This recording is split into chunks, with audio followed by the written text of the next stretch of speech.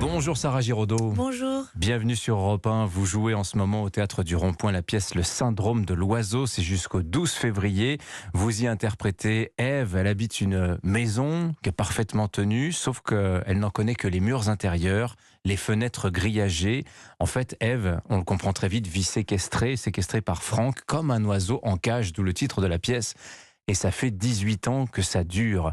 Qu'est-ce qui vous a intéressé dans ce rôle très particulier où la normalité, la banalité côtoie l'anormal et même la perversité finalement? Et côtoie même l'horreur. Alors, mais c'est vrai que dans l'horreur, je trouvais que dans cette pièce, il y avait beaucoup de poésie, beaucoup d'enfance.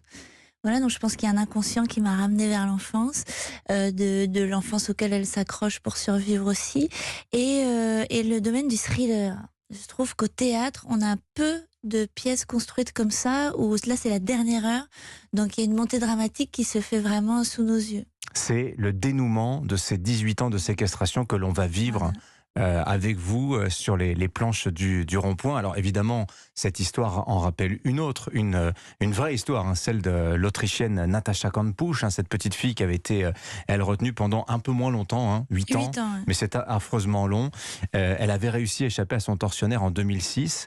Êtes-vous allé chercher l'inspiration dans le fait divers, Sarah Giraudot, pour jouer ce rôle, ou bien vous en êtes-vous détaché finalement assez rapidement? Non, c'est-à-dire que pour faire la mise en scène aussi avec Renaud Meyer, j'ai été regarder des documentaires, des reportages sur ces faits divers qui sont arrivés, parce que malheureusement il y en a eu plusieurs, Oui. pas énormément, mais plusieurs, dont certains autres qui étaient pires que celui de Natacha. Et donc je me suis posé la question de comment est-ce possible de survivre. Comment le cerveau humain, quelles sont les armes qu'il déploie pour survivre. Et j'ai remarqué qu'il y avait des choses magnifiques. Qu'est-ce que par vous avez trouvé? l'imaginaire, par l'art. Les gens se sont enfermés pendant longtemps dans des circonstances assez inhumaines, ont survécu grâce à l'imaginaire et à l'art. Et ça, c'est là où je me suis dit, le cerveau humain est quand même assez magnifique. Voilà. Et ce syndrome de l'oiseau, alors on pense syndrome de Stockholm aussi, il y a un peu de ça. Et ça existe? Est-ce que dans le registre médical, il existe véritablement?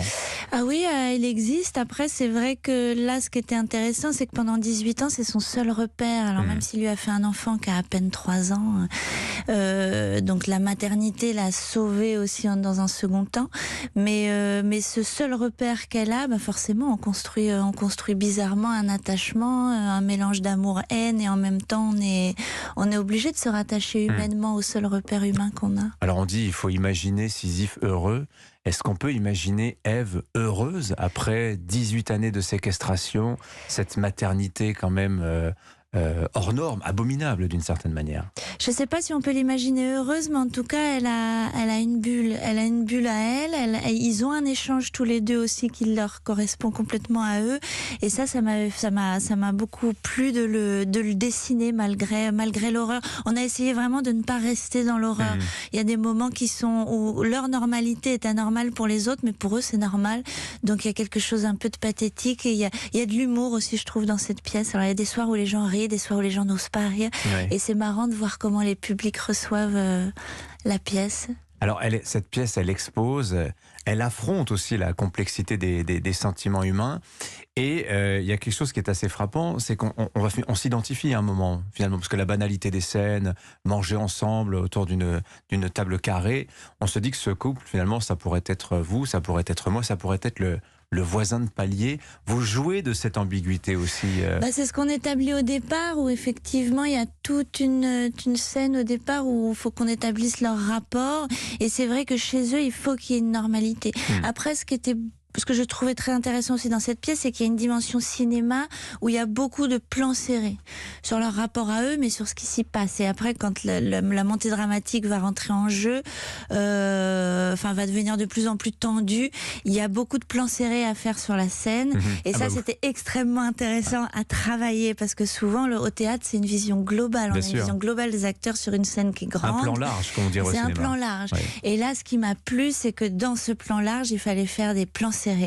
Et que ces plans serrés, je suis heureuse de voir qu'ils marchent. Donc ça c'est quelque chose c'était un challenge qui était assez intéressant, de ramener un petit peu de cinéma au théâtre, mais en même temps il faut garder le théâtre, parce que le théâtre reste le théâtre. C'est ça qui est Alors c'est intéressant, transition toute trouvée, parce que vous faites aussi, vous avez cette double casquette dans ce syndrome de l'oiseau, puisque vous êtes sur les planches, vous êtes sur scène, et vous avez aussi commis en scène la pièce. Qu'est-ce que vous avez préféré comme rôle? Est-ce que vous pourriez en lâcher un pour un autre, ou le fait d'avoir ces deux casquettes Non, ces deux casquettes étaient belles. J'avoue que c'était fatigant parce que c'est très difficile d'être dedans et dehors en même temps. Après, je suis quelqu'un de très visuel, donc c'est vrai que même en étant dedans, j'avais une visibilité. C'est très bizarre, on se dédouble comme si on était aussi à l'extérieur et qu'on voyait de ce qu'on était en train de faire.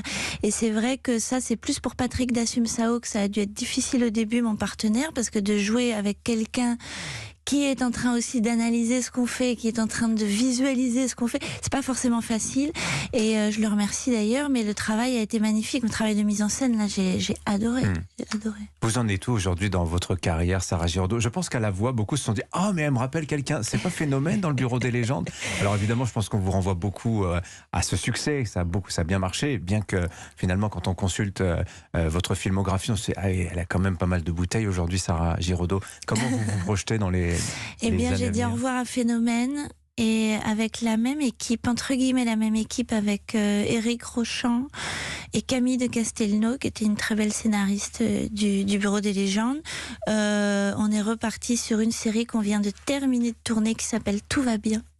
Évidemment, ça ne va pas aller du tout, on imagine bien. Eh bien, si, ça va. Si. Ça va, mais dans un univers très beau et en même temps assez triste, mais en même temps très beau. Voilà, c'est l'univers de la maladie d'un enfant et les dommages collatéraux que ça crée sur une famille. Donc c'est très humain. C'est une série qui est très humaine. Et quand est-ce qu'on vous voit dans une comédie où on rit à gorge déployée, Sarah Giraudot? J'en rêverais. On pense pas à vous? Peut-être bientôt, j'en sais rien. C'est vrai? Cette année, j'avais tourné La Page Blanche, que Oui, moi c'est j'avais vrai. trouvé que c'était un film très mignon, vraiment assez très joli film, qui était une comédie. Mais non, j'ai hâte de retrouver la comédie. Alors en attendant, tout va bien. En attendant la comédie, Le syndrome de l'oiseau, c'est avec vous, Sarah Giraudot, au Théâtre du Rond-Point. C'est jusqu'au 12 février. Merci d'être venu nous en parler ce matin sur Europe 1. Bonne journée à vous. Europe 1. Tout de suite, retrouvez